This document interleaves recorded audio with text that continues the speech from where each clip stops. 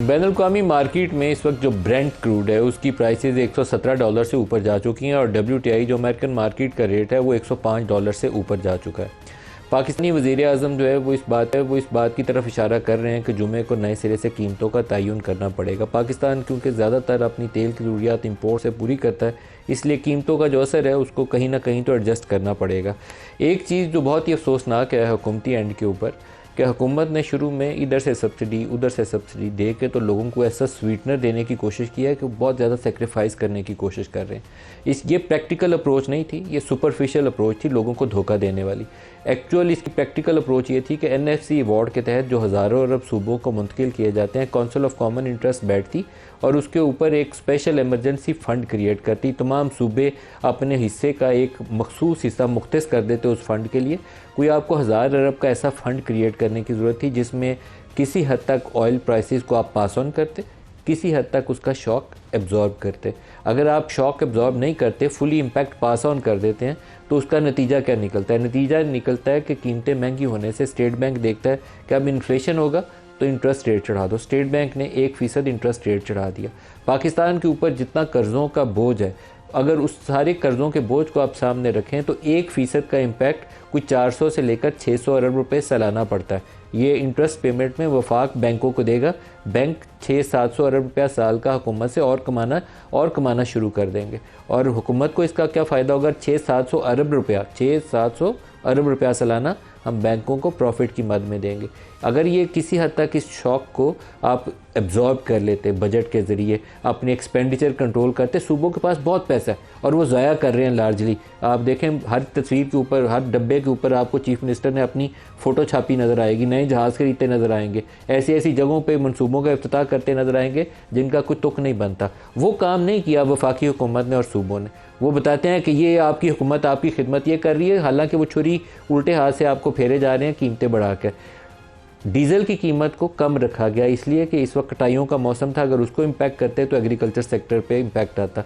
Impact सारा डाला गया पेट्रोल के ऊपर, कीमत के ऊपर डाला गया। 106 रुपये के ऊपर हुकूमत पेट्रोलियम लेवी ले गई है और अब IMF का प्रोग्राम हमारा लगा हुआ है पहले हफ्ते में मई के, और उससे पहले आपको दोबारा एडजस्टमेंट करनी है। तो शहबाज शरीफ साहब शबाना रोज़ मेहनत करते करते कुछ सही फ़ैसला भी कर लें।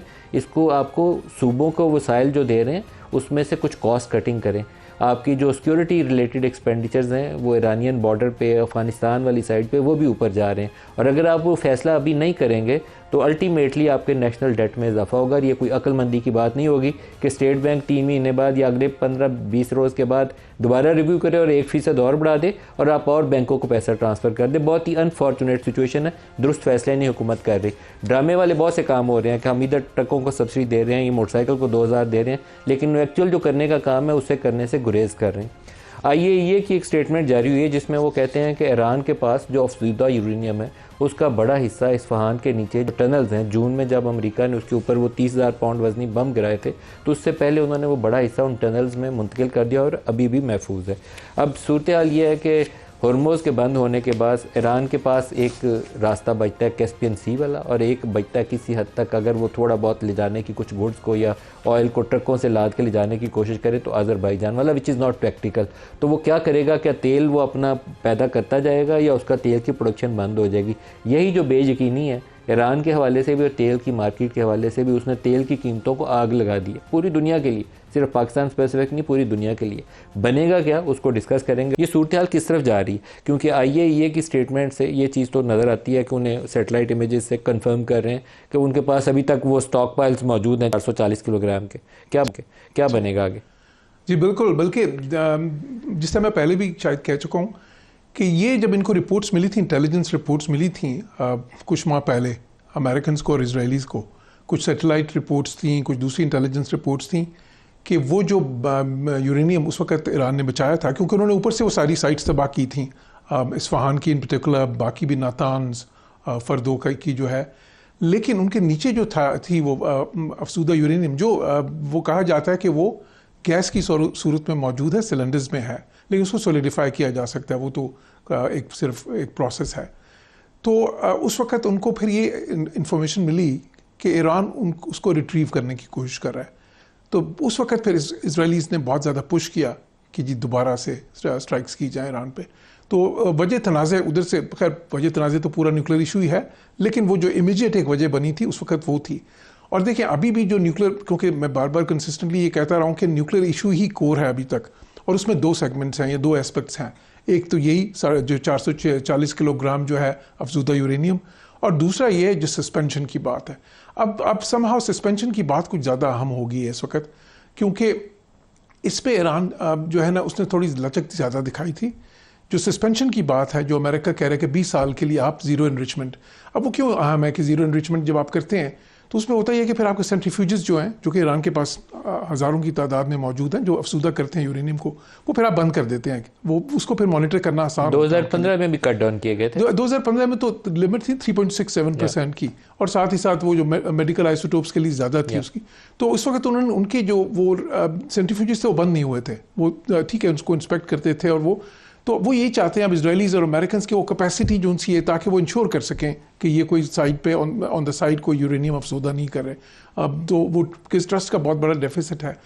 अब उसमें मसला क्या, अभी जो 20 साल है, ईरान ने एक टाइम पे इतलात के मुताबिक 5 साल तक की ऑफ़र की थी, लेकिन फिर अंदर क्या हुआ कि अंदर खाने ईरान के अंदर ही रिएक्शन आया उसका। ईरान के अंदर हार्डलाइनर्स ने ये कहा कि जी आपने ज़्यादा लचक दिखा दिया और बहुत शुरू में दिखा दिया, आपको न्यूक्लियर की तो आप बात ही ना करें अभी फ़िलहाल। फिर वो बहुत ज़्यादा प्रेशर आया। अब जो ईरान तजावीज़ दे रहा है, आप देखें उसमें वो क्या कह रहे हैं। अब वो कह रहे हैं कि जी न्यूक्लियर की बात बाद में होगी, सबसे पहले हम ये करते हैं कि चलें ये अपने हुर्मुज़ जो है हम अनब्लॉक करते हैं, लेकिन कुछ कैवियट्स के साथ, और आप ब्लॉकेड उठाएं और साथ ही साथ परमानेंट सीज फायर करें। सो ये जो लेटेस्ट जो तजवीज़ थी जो ईरान ने भेजी, और उन्होंने फिर उस पर गौर किया। लेकिन अमेरिका क्या चाहता है, वो कहते हैं कि नहीं, न्यूक्लियर इशू जो है वो कोर है। वो क्योंकि वो समझते हैं कि इतनी लेवरेज जो उन्होंने क्रिएट की है, इतना प्रेशर जो जनरेट किया है, अगर अभी उस पर न्यूक्लियर पे बात नहीं होगी तो फिर बाद में तो जो है एक बार अपना हॉर्मस खुल गई, ब्लॉकेड उठ गया, और फिर ठीक है उनके पास फिर भी वो लेवरेज होगी, सैंक्शंस रिलीफ वाली लेवरेज होगी, उनके जो एसेट्स अनफ्रीज करने वाली लेवरेज होगी। लेकिन इस जंग के ज़रिए जो उन्होंने एक प्रेशर बनाया है, वो फिर वो उसको इस्तेमाल नहीं कर सकेंगे न्यूक्लियर इशू पे लचक के लिए। फैसल साहब, क्या अनलिमिटेड टाइम अवेलेबल है अमेरिका और ईरान के पास कि इसी तरीके से एक स्टेलमेट में बैठे रहें? क्योंकि एक मखसूस मुद्दत के अंदर इन चीज़ों का हल हो जाना शायद सारों का भला होगा। उसके बाद मुझे तो लगता है कि यूरोप और अमेरिका सबसे ज़्यादा चीखें मारेंगे।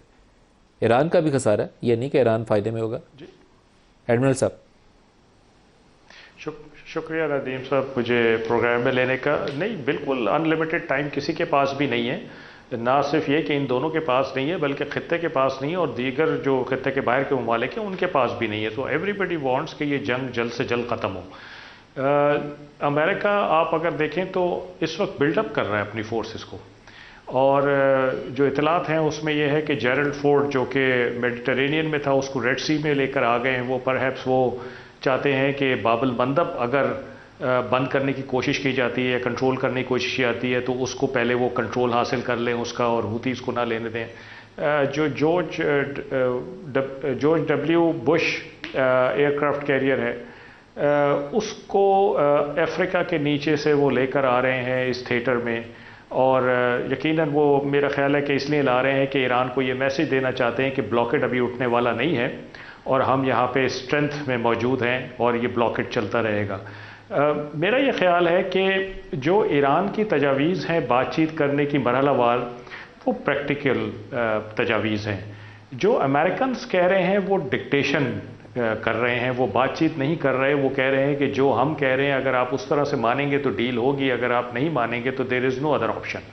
ईरान ये कह रहा है कि आप बातचीत करें, सबसे पहले आप जंग बंदी पे राज़ी हों, एक लॉन्ग टर्म एग्रीमेंट हो जिसमें जंग बंदी हो, और उसके बाद फिर हम strait of Hormuz and blockade इन दोनों को उठाया जाए, और फिर हम तीसरे मरहले में बात करें न्यूक्लियर पे। तो ये स्टेप वाइज आई थिंक बातचीत का वो कह रहे हैं। देखें, एनपीटी के मेंबर होने के नाते ईरान को अप टू 20% एनरिचमेंट की इजाज़त है सिविलियन न्यूक्लियर यूज़ के लिए। 3.67% पे ईरानियंस राज़ी हुए थे JCPOA में 2015 से 18 वो चला, और ट्रंप साहब ने 2018 में उससे बर्खास्त ली ये कहकर कि इसमें बैलिस्टिक मिसाइल प्रोग्राम शामिल नहीं है, इसलिए ये बहुत ख़राब एग्रीमेंट है। उस वक्त उनको ईरान के 3.67% एनरिचमेंट पे भी कोई एतराज़ नहीं था। उसके बाद ईरान ने 60% तक एनरिचमेंट की, जो कि ईरान की गलती थी। ईरान को नहीं करना चाहिए था।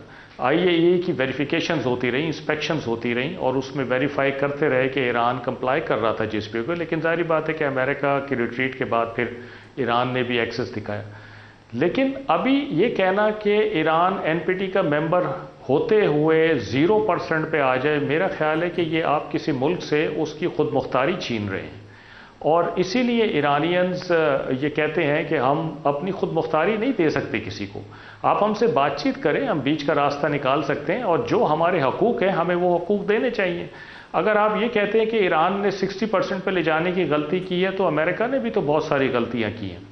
अमेरिका ने भी तो बातचीत के दौरान 2 दफ़ा अटैक हुआ है ईरान के ऊपर, एक दफ़ा इसराइल ने किया, एक दफ़ा अमेरिका और इसराइल दोनों ने मिल के किया है, और बहुत सारे वादों से अमेरिका भी फिरा है। फिर जहाँ तक ईरान में बात है कि उसके हार्डलाइनर्स और पॉलिटिशियंस में कोई रिफ्ट आ रही है, मेरा ख्याल है ये एक प्रोपेगेंडा है अमेरिका की तरफ से। ईरान में एक बड़ा यूनिक गवर्नेंस सिस्टम है, और उसमें आइडियोलॉजिकल लोग भी हैं और पॉलिटिकल लोग भी हैं, लेकिन पॉलिटिकल लोग हमेशा सबसर्विएंट, मतलब फॉलोअर्स रहते हैं आइडियोलॉजिकल जो लीनिएज है उसके। और अगर ईरान ने पहले कोई ऑफ़र की थी तो ये हो नहीं सकता कि वो जो आइडियोलॉजिकल ब्लॉक है उसकी अप्रूवल के बगैर कोई ऑफ़र कर दी हो, यानी जो पॉलिटिकल आर्म है उसने अपनी तरफ से कोई ऑफ़र कर दी। This is not possible, I know this is not possible in Iran. लेकिन अब ईरान, जाहिर बात है कि बातचीत करके जब उनके डिसीजन हो जाता है तो फिर पॉलिटिकल ब्लॉक भी आइडियोलॉजिकल ब्लॉक के पीछे खड़ा हो जाता है, और फिर एक डिसीजन पे ये लोग रहते हैं। तो मेरा ख्याल है कि जो वो बात कर रहे हैं 3 लेयर्स में डिस्कस करने की, I think that is quite practical.